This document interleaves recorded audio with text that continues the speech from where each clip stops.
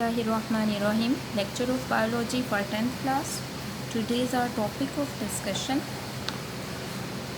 Pollution, Consequences and Control. आज हम आलूदगी, नताइज और कंट्रोल के बारे में पढ़ेंगे। तो सबसे पहले हमें ये पता होना चाहिए कि आलूदगी क्या है।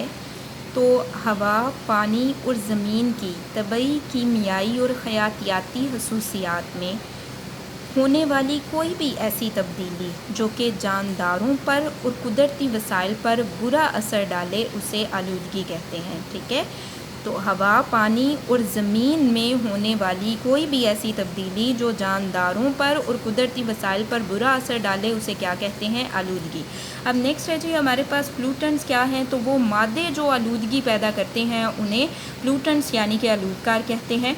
और ये आलूदकार आते कहाँ से हैं? ये आलूदकार सनतों से निकलने वाले फुजला जात, घरेलू बेकार मादे और तिब्बी नाकारा मादे होते हैं। ठीक है, और आलूदकार दो तरह के होते हैं, काबिल तहलील यानी बायोडिग्रेडेबल और नॉन बायोडिग्रेडेबल होते हैं। नेक्स्ट ही हमारे पास आलूदगी की 3 इकसाम हैं, जिनमें से आज हम जो डिस्कस करेंगे वो है हमारे पास एयर पोल्यूशन यानी हवाई आलूदगी, एंड सेकंड जो है वो हमारे पास आलूदगी की फॉर्म है आबी आलूदगी, और थर्ड जो है वो है हमारे पास ज़मीनी आलूदगी।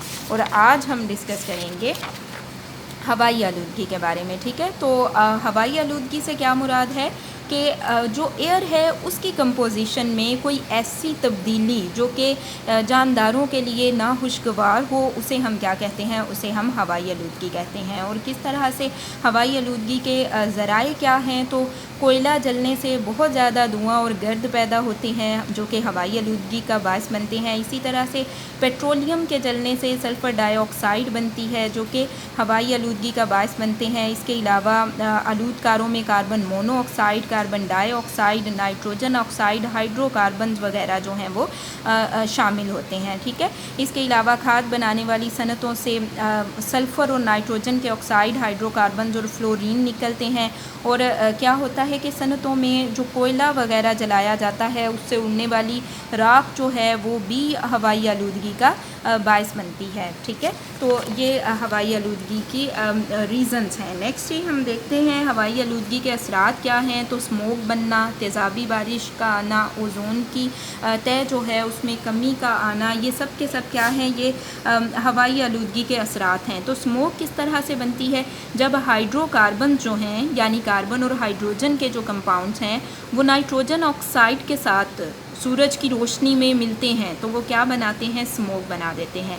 हाइड्रोकार्बन और नाइट्रोजन के ऑक्साइड जब सूरज की रोशनी की मौजूदगी में आपस में मिलते हैं तो वो स्मोक बना देते हैं। ठीक है, और ये स्मोक क्या होती है? ये बहुत सारी गैसों का मजमुआ है। ठीक है, और खसूसन कब होती है? ये सर्दियों के मौसम में होती है।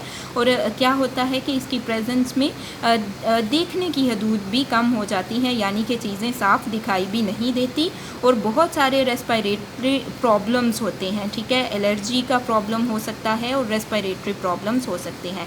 तेज़ाबी बारिश क्या है कि सल्फ़र डाइऑक्साइड और नाइट्रोजन ऑक्साइड जो कि एयर में प्रेजेंट होते हैं जब ये वाटर के साथ रिएक्शन करते हैं तो एसिड्स बना देते हैं। ठीक है, जो कि वाटर जो है, बारिश का जो पानी है उसके साथ ज़मीन पर आते हैं और बहुत सारी चीज़ों को नुकसान पहुंचाते हैं। पौधों को, इमारती सामान जो है उसको नुकसान पहुंचाते हैं। नेक्स्ट ही और ओज़ोन डिप्लीशन है। और ओज़ोन क्या है? ओज़ोन जो है वो इसका फार्मूला O3 है। ठीक है, और ये फ़िज़ा की बलाई परत यानी कि स्ट्रेटोस्फीयर में मौजूद होती है। और इसका फंक्शन क्या है? ये सूरज से आने वाली अल्ट्रा वायलेट शुआओं को जज़ब कर लेती है और ज़मीन तक नहीं पहुंचने देती। लेकिन क्लोरोफ्लोरोकार्बन्स ऐसे केमिकल्स हैं जो कि ओज़ोन के मॉलिक्यूल्स को तोड़ देते हैं, जिसकी वजह से ओज़ोन की तह भी टूट जाती है और इसमें सुराख हो जाते हैं।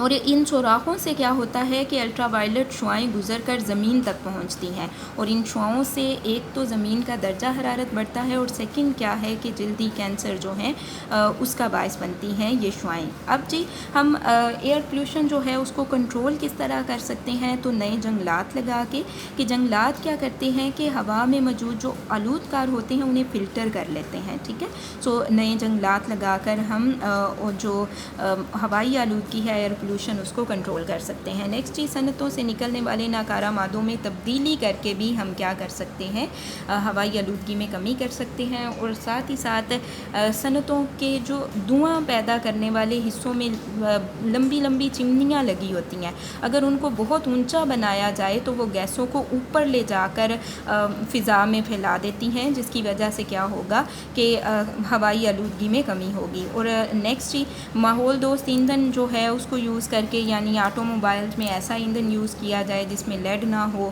اور اسی طرح کوئلے پر چلنے والی صنعتوں میں سلفر کے بغیر ایندھن استعمال کیا جائے تاکہ سلفر ڈائی آکسائڈ کی وجہ سے ہونے والی آلودگی جو ہے وہ کم ہو جائے۔ اب یہاں سے آپ کو جو کویسچنز آئیں گے وہ آپ نوٹ کریں۔ تو کویسچن نمبر 1 ہے آلودگی کی تعریف کریں، تو یہاں سے یہاں تک آپ کے پاس آلودگی کی ڈیفینیشن ہے۔ نیکسٹ آپ کے پاس ہے کویسچن نمبر 2، آلودکار کیا ہے، تو اس کے آنسر میں آپ یہاں سے یہاں تک لکھیں گے۔ کویسچن نمبر 3 ہے آپ کے پاس ہوائی آلودگی کی تعریف کریں، تو یہاں سے یہاں تک آپ کے پاس ہوائی آلودگی کی تعریف ہے، ٹھیک ہے۔